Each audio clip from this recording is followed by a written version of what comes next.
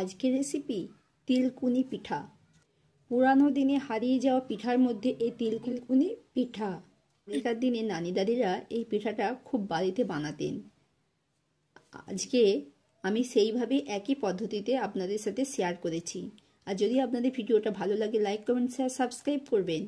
পুরো ভিডিওটা দেখুন, স্কিপ করবেন না। যে সকল নতুন বন্ধুরা আমার চ্যানেলে এসেছেন চ্যানেলটাকে সাবস্ক্রাইব করার অনুরোধ করলাম। চলুন একটা পিঠা আপনাদের সাথে কেটে শেয়ার করি।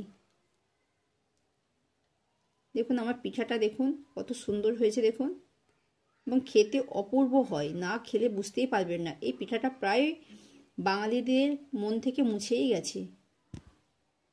এই পিঠাটা আপনারা ঠান্ডা হলে খাবেন, খুব গরম অবস্থায় খাবেন না। ঠান্ডা হলে পিঠাটা খেতে খুব ভালো লাগে।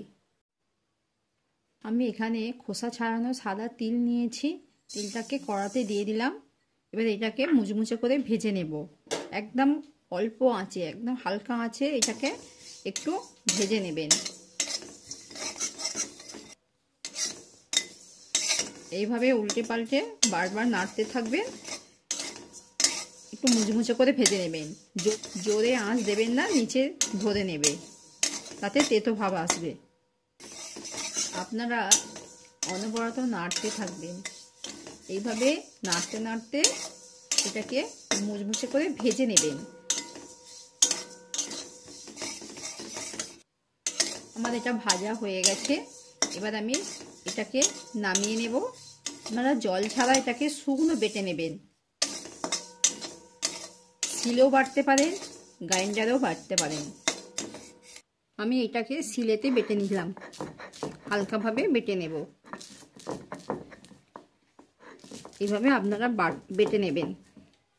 আমি কিছু নারকেল নিয়েছি, নারকেলটাকে পুড়ে দিয়েছি। তেজপাতা দিলাম, দুটো এলাচকে থেতলে দেব, এলাচটা দিয়ে দিলাম। আমি 100 গ্রাম চিনি নিয়েছি, দিয়ে দিলাম। এবার তিলটাকে বেটে নিয়েছিলাম, দিয়ে দিলাম। এটাকে এবার হাত দিয়ে একটু ভালো করে মথে নেব। ভাবে হাত দিয়ে মথে নিলে একটু চিনিটা খুব সুন্দর গলে যাবে। আমি ওর মধ্যে একটু জল দেব, হাতটা ধুয়ে দিয়ে দিলাম। এটা সেদ্ধ হওয়ার মতো একটু জল দেব। দেখুন আমি বেশি দিই না, অল্পই দিয়েছি। আমি চুলোটাকে জ্বালিয়ে দিয়েছি। এবার একটা পাত্র দিয়ে ঢেকে দিলাম। আমি চাপাটা খুলে নিয়েছি। এবার একবার নেড়ে দেব। দেখুন আমার চিনিটা পুরো গলে গেছে। এবার রসটা শুকিয়ে নেব। এই তিল পিঠুনিতে, এই তিলের পিঠেতে রস রাখা যাবে না, কোনো শুকনো শুকনো করে নিতে হবে। এবার এই ছাইটাকে আমি পুরো আঠালো আঠালো করে নেব। এতে রস রস রাখা যাবে না, পুরো আঠালো করে নিতে হবে। এইভাবে নাড়বেন, দেখবেন আঠালো হয়ে গেছে। এবার পিঠার ডোটা তৈরি করে নেব। আমি 3 বাটি জল দেব, 2 বাটি দিলাম, 3 বাটি জল দিলাম, স্বাদ মতো লবণ দিলাম। আমার খামিরে জলটা ফুটে গেছে। আমি এই বাটি মেপেই 3 বাটি আটা নিয়েছি। আটাটা দিয়ে দিলাম। এবার এটাকে ভালো করে নাড়তে থাকবো।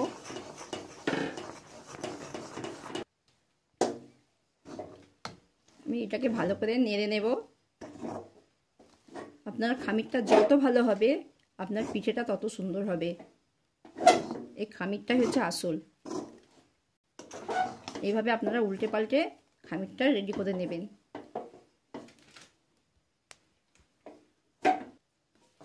আমার খামিরটা হয়ে গেছে রেডি।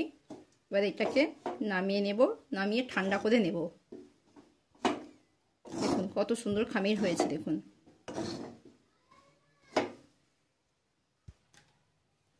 খামিরটাকে আমি একটা পাত্রে ঢেলে নিয়েছি। দেখুন এখনো গরম ভাব উঠছে।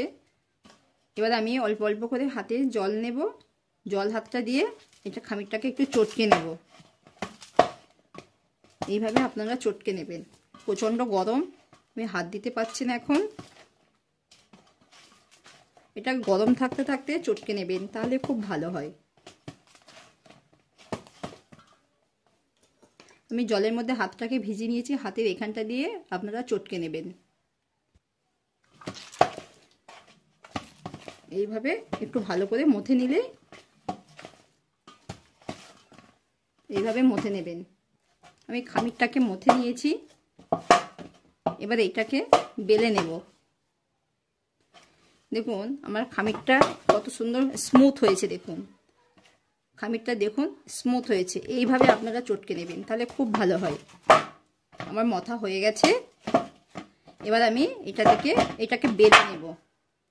দেখুন আমি খানিকটা লেচি কেটে নিয়েছি, এটাকে বেলে নেব রুটির মতো।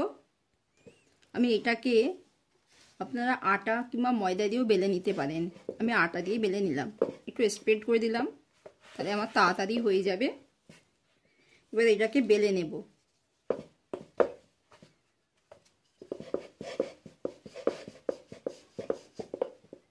আমি বেলে নিয়েছি, দেখুন আমার আটার থিকনেস, রুটির থিকনেসটা দেখুন। এইভাবে খুব পাতলাও করবেন না, খুব মোটাও রাখবেন না।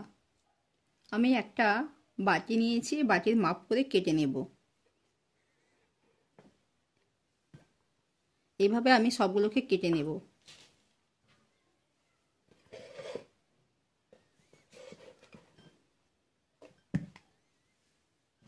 এইভাবে করলে আপনাদের খুব তাড়াতাড়ি হয়ে যাবে।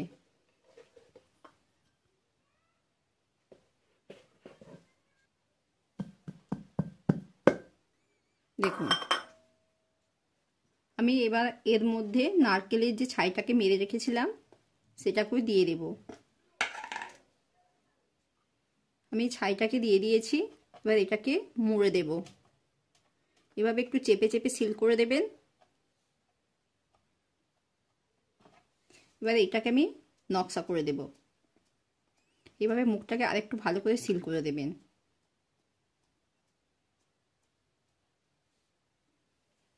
দেখুন আমি সিল করে দিচ্ছি কিভাবে।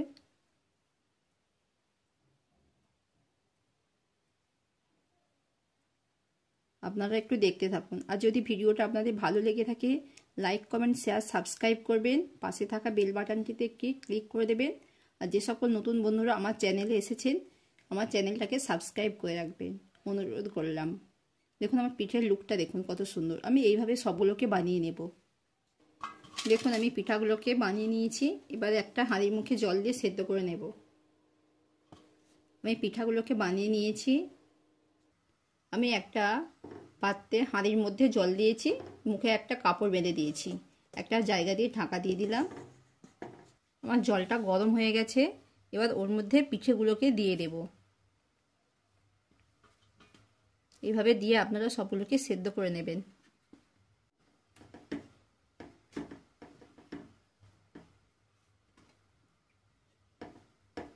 পিঠেগুলোকে দিয়ে দিলাম, চাপা দিয়ে দেব। দেখুন আমার পিঠাটা সেদ্ধ হয়ে গেছে, চাপাটা খুলে নিয়েছি, পিঠাটা সেদ্ধ হয়ে গেছে। এবার তুলে নেব।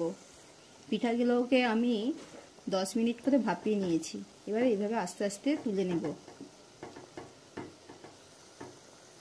দেখুন কত সুন্দর ইজি উঠে পড়লো।